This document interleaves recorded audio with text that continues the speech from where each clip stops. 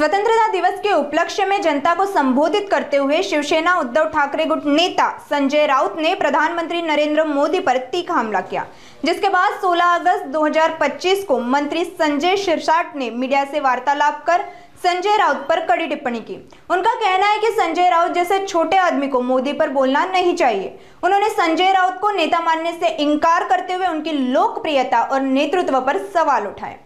मला वाटतं संजय राऊतने का जे स्टेटमेंट केलेलं आहे ते आता दोन्ही पक्षाचा प्रवक्ता म्हणून केले की काय याबद्दल शंका उपस्थित व्हायला लागलेली। दोन्ही भाऊ एकत्र झाले, महाराष्ट्राने आनंद साजरा केला, आम्हाला त्याच्याबद्दल आनंद आहे। परंतु एक त्यांनी काल केलेल्या स्टेटमेंटमुळे आजपर्यंत संजय राऊतने जे जे भाकीतं केलेली आहेत ते भाकीतं उलटी झालेली हा इतिहास आहे।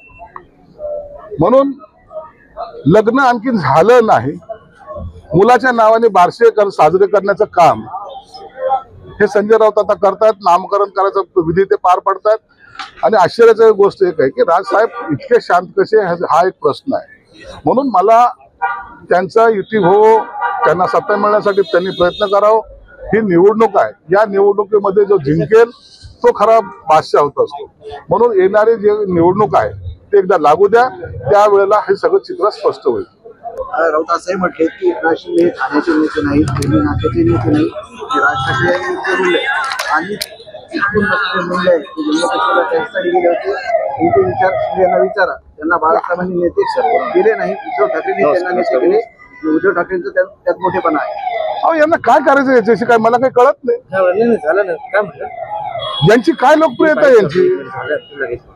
आमच्या मतावर निवडून आलेले राज्यसभा सदस्य कधी नगरसेवक झालेले नाही। हे नेतृत्वाचे गुण कुणाला सांगतायत? नेतृत्व आमच्यात नसेल तर त्या एकनाथ शिंदे साहेबांनी या विधानसभेमध्ये 60 सीट निवडून आणल्यात, छातीवर बसून ठोकून आणल्यात। हे त्यांचं नेतृत्व नाही। तुम्ही जे काय घोषणा करत होते, मुख्यमंत्र्याचा चेहरा कोण, 20 सीट आल्या। काय स्वतःचा पराजयासाठी कधीतरी त्याचं चिंतन मनन केलं पाहिजे। इतर नेते काही बोलत नाही, परंतु या संजय राऊत सारख्या माणसाने पक्ष धुळीस मिळवला हे मात्र निश्चित आहे। बेस्ट कर्मचारी जी निवडणूक आहे त्या मतपेढीचे जे आहे त्यात घोटाळा झाला आहे आणि आर्थिक गुन्हे शाखेकडून आता तपास सुरू झाला आहे। दोन ठाकरे बंधू एकत्र आल्यामुळे सत्ताधारी असं करतात असा आरोप होतो आणि दानवेंनी देखील असंच म्हणले की सत्ताधारी सत्तेचा वापर करतात। अहो जर घोटाळा झाला असेल, चौकशा प्रत्येक गोष्टीच होत असतात, होऊ द्या ना, काय फरक पडतो? जर घोटाळा झाला नसेल तर काय चिंता आहे त्याची? म्हणून काहीतरी आहे तिथं, म्हणून एवढी मोठी ताकद तिथं लागते असा त्याचा अर्थ सुद्धा होऊ शकतो। म्हणून चौकशी अंती जे काय होईल ते होईल, आम्ही कायदेशीर कारवाईमध्ये कुठेही पडत नाही। नरेंद्र मोदींनी लाल भाषण केलं, त्यावर टीका केली। तुम्ही असं म्हणते की 12 वेळा तुम्ही भाषण केले, आता 12 वाजले आहेत, 13ची तयारी आहे, घरी जायची वेळ आली आहे, लोक आता सत्तेत राहणार। और संजय राऊतचं आणि मोदीवर बोलायची लायकी तरी आहे का? याच्यासारख्या चिल्लर माणसांनी मोदी साहेबांवर बोलू नये।